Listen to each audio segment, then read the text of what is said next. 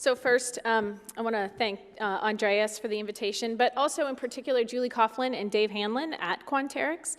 It's through a program that we have with Dave's accelerator program that we have been able to, what I would say, accelerate some of the fluid biomarker discovery that we have done at Biogen.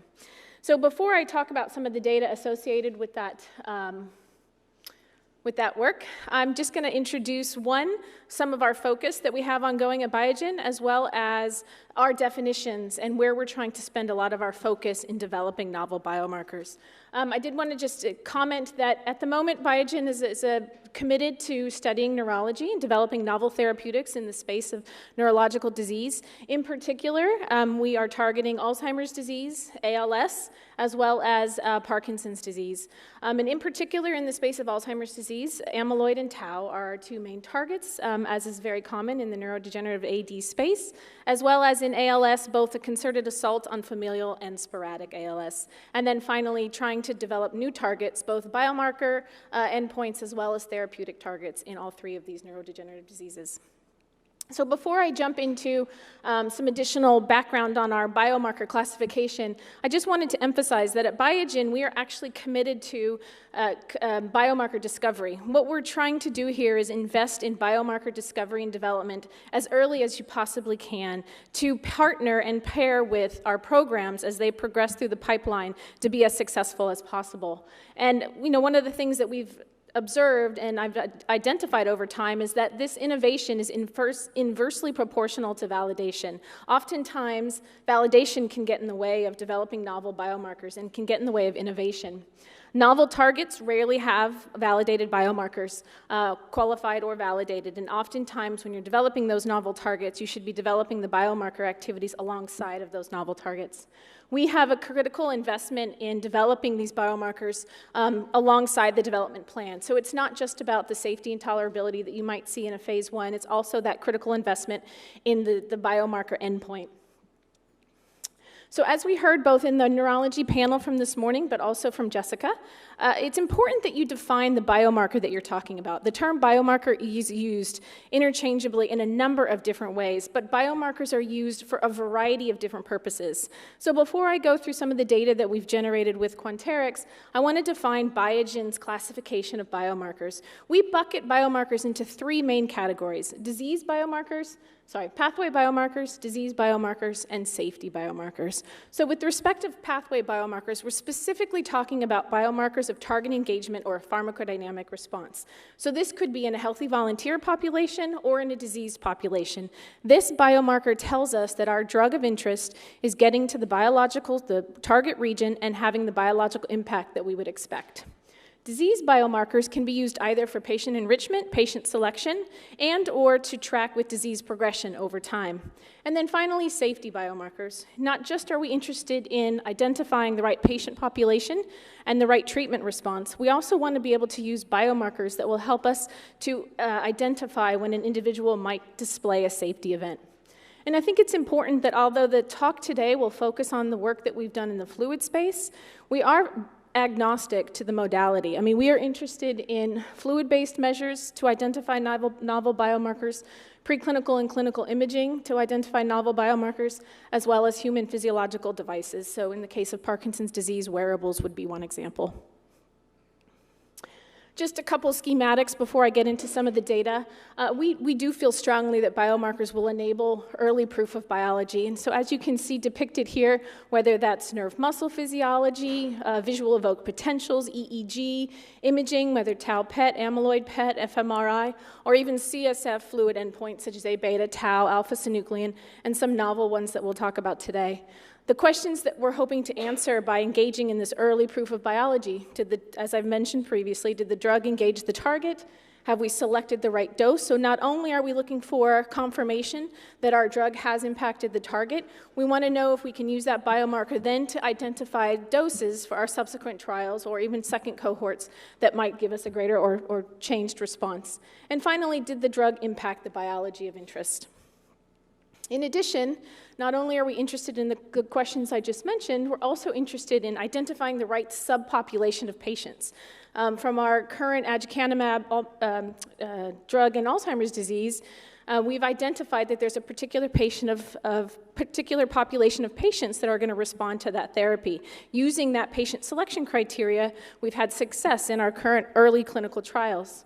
Can the biomarkers that we've measured provide insight into disease mechanism? One biomarker might be useful as a patient selection tool, but also might be useful as a disease progression biomarker, as is the case with tau. It looks like in the Alzheimer's disease space, tau accumulates over time, whether it's through a spreading hypothesis or some other biological mechanism. The increase in tau does seem to increase as the disease progresses. And finally, can biomarkers provide support for efficacy? So as I mentioned at the beginning, through a collaboration with Dave Hanlon and Julie Coughlin at Quanterix, we have been working with their accelerator program to what I would call accelerate our early efforts in the fluid neurodegenerative disease biomarker space. What I'm going to talk to you about this afternoon is specific work associated with developing what I'm calling the pathway biomarkers, so specifically those target engagement pharmacodynamic endpoints. And because we are focused in the neurospace, I'm specifically focused for the rest of the talk will be on CSF as our matrix of interest. It doesn't in any way, as you heard this morning and also from Jessica's talk, we are also actively looking for blood-based biomarkers of disease, but when we're talking about our pathway biomarkers or our pharmacodynamic endpoints, we really want to see that we can have that change in a matrix that's closer to the CNS, so we're looking in cerebral spinal fluid. So as I've mentioned, we've been working with Quanterix utilizing their Simoa technology, and so I'm going to share with you three examples of the collaboration that we've had with Quanterix over the last 12 months or so. The first one is in the tau space. Unfortunately, there's this odd little box in the middle of all of my slides that seems to be blocking some of the text. I apologize. So before I jump into what we've done, I just wanted to, I think most of you are familiar with the tau space, and in particular the existing tau ELISAs that are out there for the Alzheimer's disease therapeutic area. But I did want to highlight those because it is relevant. The existing assay that most people use to measure tau in CSF or in blood are either the INATEST ELISA, which is a measure of total tau using the HT7 and the BT2 antibodies, or for phospho-tau, it's HT7 and AT270. And then for the newer assays on the Simoa that allow for the measurement of tau in blood, primarily in plasma, there's the Quanterix 2.0 assay that's on the Simoa platform. So we were actually interested in developing a new tau assay using novel Biogen antibodies to measure tau in the cerebral spinal fluid. And the objective really was to use this assay as a pharmacodynamic endpoint in our clinical trial to enable go, no-go decisions after phase 1. So that first program that I'm going to describe for you is an antibody that we have, which is listed here as BioAB1. So it's just Biogen antibody 1, and it's a pan-tau antibody. So through the Quanterix Accelerator program, we provided Dave with this antibody, as well as talked through with his scientists the number of the other tau antibodies that are in this space today. And the Quanterix Accelerator program paired BioAB1 with HT7, BT2, ATX, a number of other pan-tau antibodies. Also, in addition to that, they used the tau calibrator that comes in the 2.0 kit, and they developed the optimal assay parameters, both the incubation time, the number of washes, coupling of the beads, etc., to come up with these four different pairs that you see here. The first pair is the ADX202 antibody and our antibody as detection. The last three pairs are using our antibody as capture paired with various other pan-tau antibodies. We did a number of other experiments if you can see looking at the limit of detection here, they're all fairly comparable, very low picogram per mil. We did a number of other experiments to identify which one to move forward with, but all four of these looked fairly comparable. So we selected the first pair, the ADX202 as the capture, and the Biogen antibody as detection, and followed that with some ex vivo experiments. So in this set of experiments, what we did with that antibody was we took healthy control CSF as well as AD-CSF. And with those CSF samples, we spiked in different concentrations of our drug. We expected that in the presence of that drug, we would see a reduction in the levels of tau in a concentration-dependent manner. So if you look at the y-axis, you can see the levels of tau measured both in AD-CSF and healthy control CSF. And the levels of tau, if you look at just in the absence of any drug, are comparable to what you would expect if you were to use the in-attest ELISA, slightly higher in the AD population. And then if you look at the y-axis, with different concentrations of drug spiked into CSF, you can see a reduction in the level of tau in a concentration-dependent manner. The important thing about this study for us was that for our clinical program, we wanted to ensure that the assay that we were using to enable a go, no-go decision would not be affected whether or not we used AD-CSF, which can have higher levels of tau, versus healthy control. And while the y-axis is both 200 picograms per mil, you can see the same level of percent reduction, which equates to 99% at the highest concentrations of our drug. So this experiment was followed by an in vivo experiment in non-human primates, which would allow us to see the sort of percent reduction following a systemic injection of our drug. So quickly, the methodology that we used, CSF was collected from non-human primates at either 8 days before injection or 2 days before injection. So we took 2 baseline measurements. They received an injection of our drug or vehicle at time 0, and then repeatedly up to 1,000 hours, which I think is roughly 6 weeks later, maybe longer than that, we collected CSF to look for a change in tau levels. The data that we generated is shown here on the bottom left. Tau, again, using the assay that we developed with the accelerator program, is on the y-axis, and the time from post-dose is on the x-axis. So first, I just want to draw your attention. Each individual circle represents an individual animal. So the baseline levels of tau in these cynos is roughly 50 picograms per mil. At 2 hours post-injection, the levels of tau are comparable to what they're seen at baseline.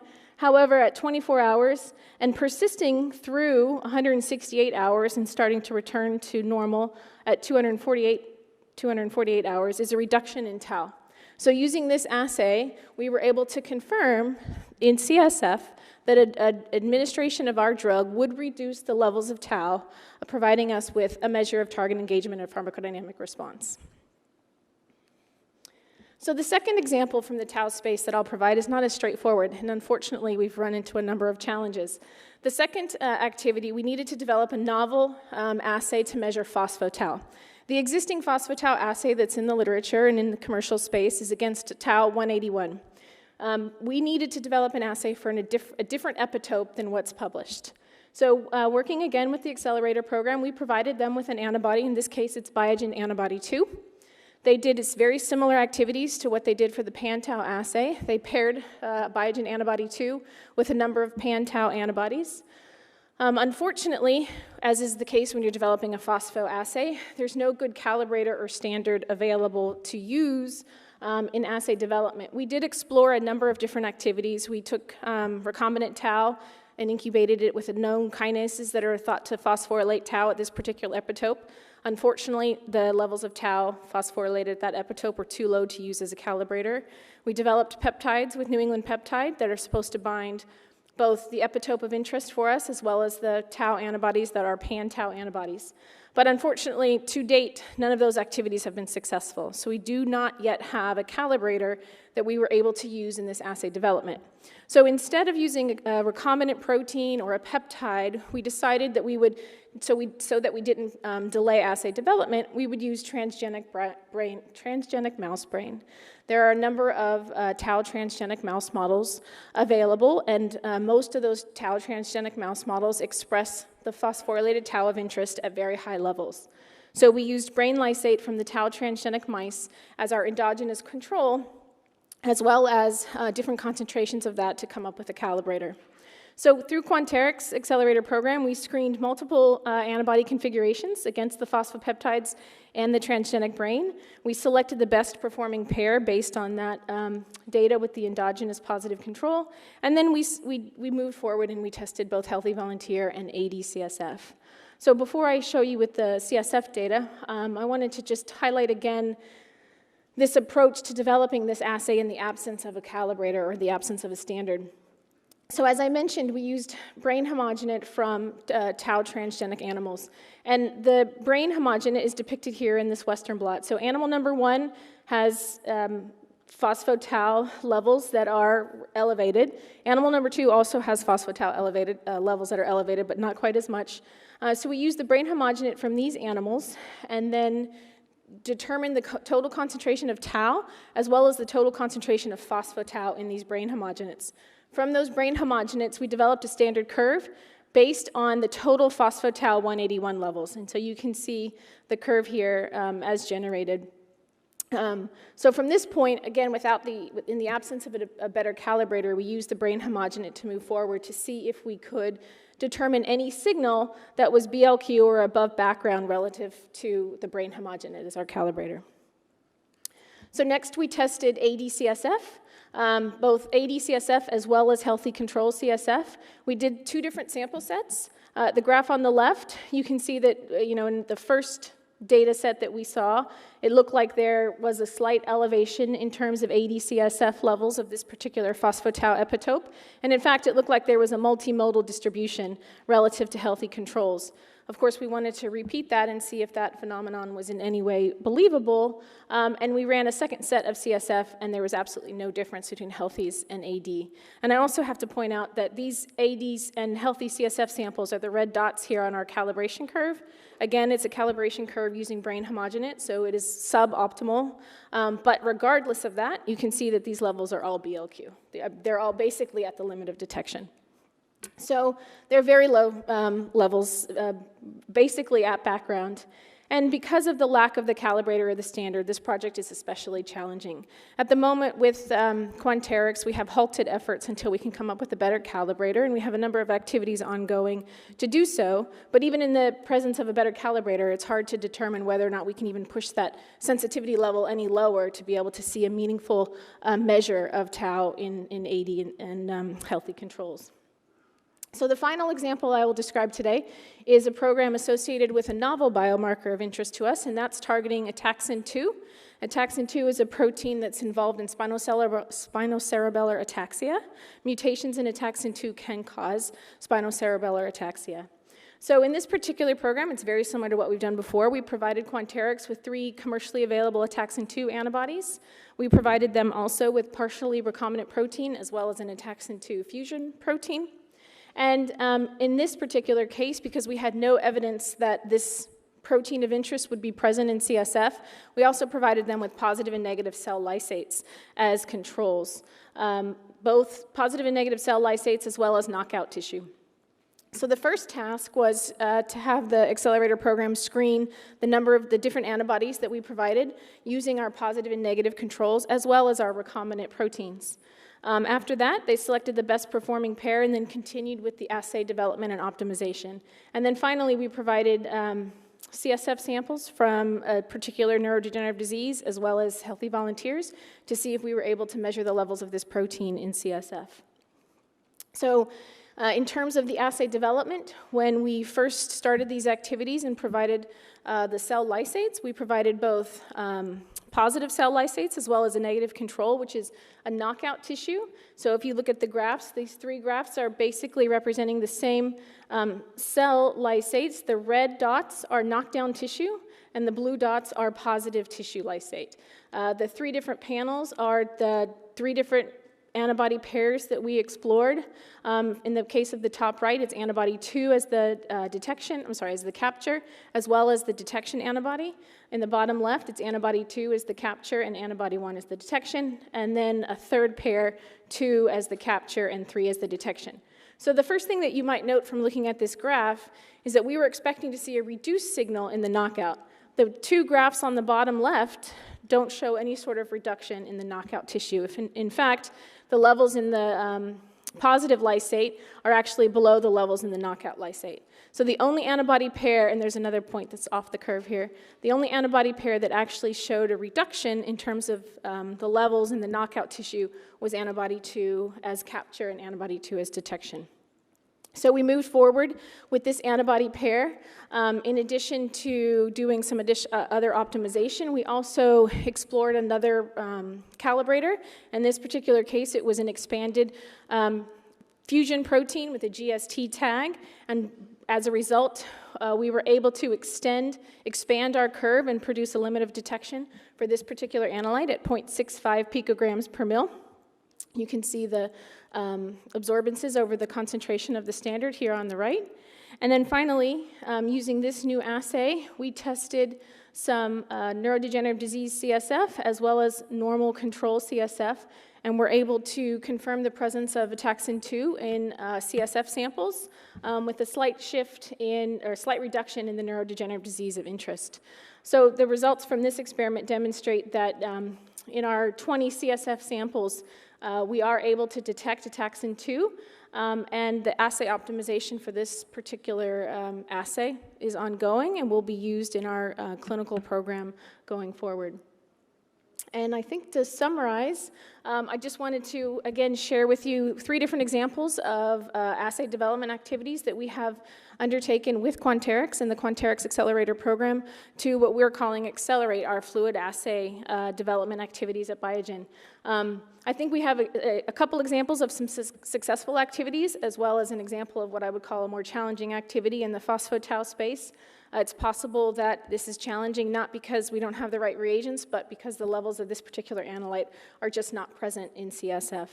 And we will continue to work with the Accelerator Program going forward for additional activities. And then finally, I did want to thank Dave Hanlon and the other members of his team at Quanterix, as well as the team at Biogen for the data that was generated and shared with you today.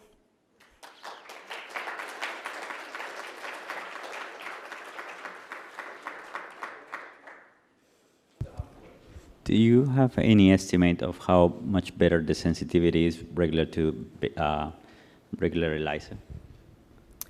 How much improvement of sensitivity relative to what? I'm sorry? So for tau?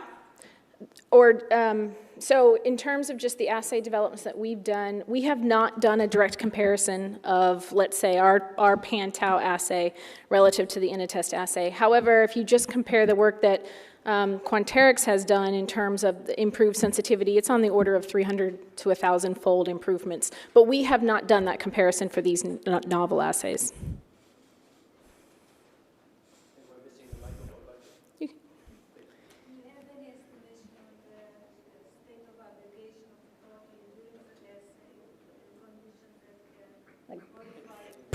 So are you specifically asking about pre-analytical variables that might impact the quantification of these assays during the proteins that aggregate? So this is a major factor for something like amyloid and A-beta 42. For tau, and I think Quanterix can also comment on this, for tau we don't seem to see as much of an issue in terms of the stability of the tau protein over time in this assay or in the Simoa assay. Phospho-tau, we've actually started some new experiments to see whether or not if we add phosphatase inhibitors, if that might actually be able to boost the signal. We know that you don't need that for phospho-tau 181. It's measurable in CSF, and the assay is robust and reproducible, but it's entirely possible that for some of the other phosphorylated or post-translational modifications of tau, it might be important.